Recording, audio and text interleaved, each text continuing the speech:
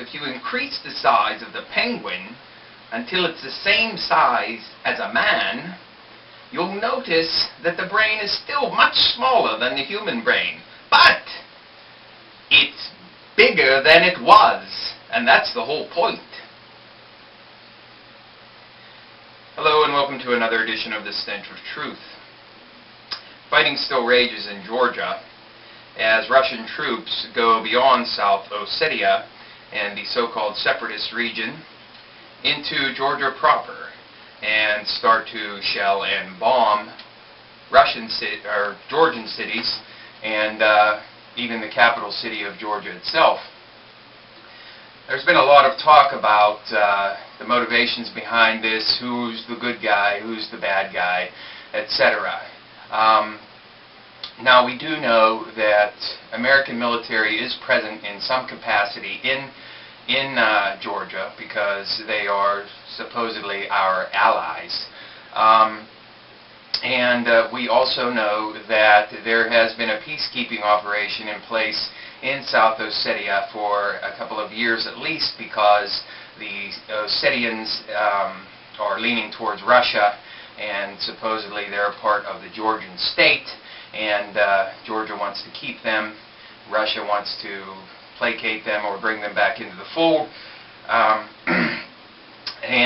There have been peacekeepers there. Now supposedly there's been no violence at all in that province until Georgian forces made a move. Now, whether or not they're doing this of their own accord or at the behest of U.S. instigation or possibly even Israeli instigation, because I've heard reports of there being actually Israeli so-called advisors in the region as well. Now, the interesting thing about this, as I pointed out before, is that the action took place with the Olympics going on, the opening ceremonies, and while both Putin and Bush were out of their respective countries.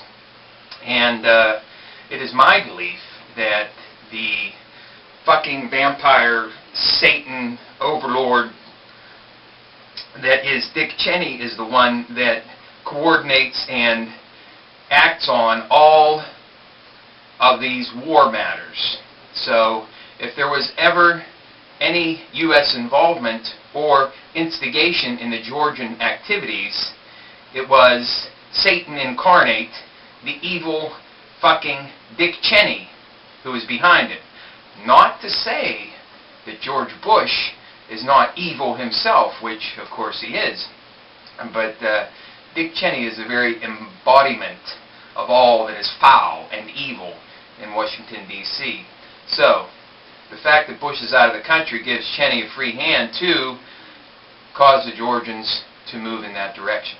Now, this brings us back to a question of why and what are the motivations, and whether or not you think the Russians are wronged or they're the aggressors or whatever you happen to think.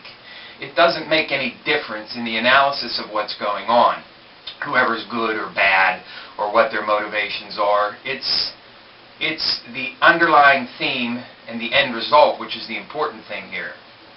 Now, Russians have moved beyond just trying to settle Osetia, okay?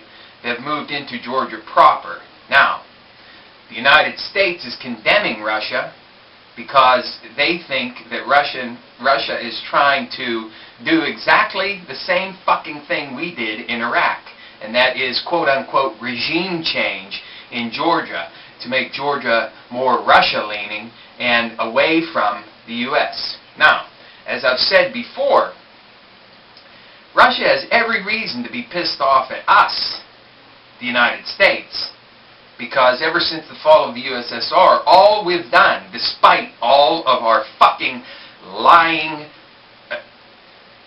words to the goddamn Russians, all we have done is further encroached upon their traditional territory by bringing NATO right up to their front door and by supporting regimes that are opposed to them.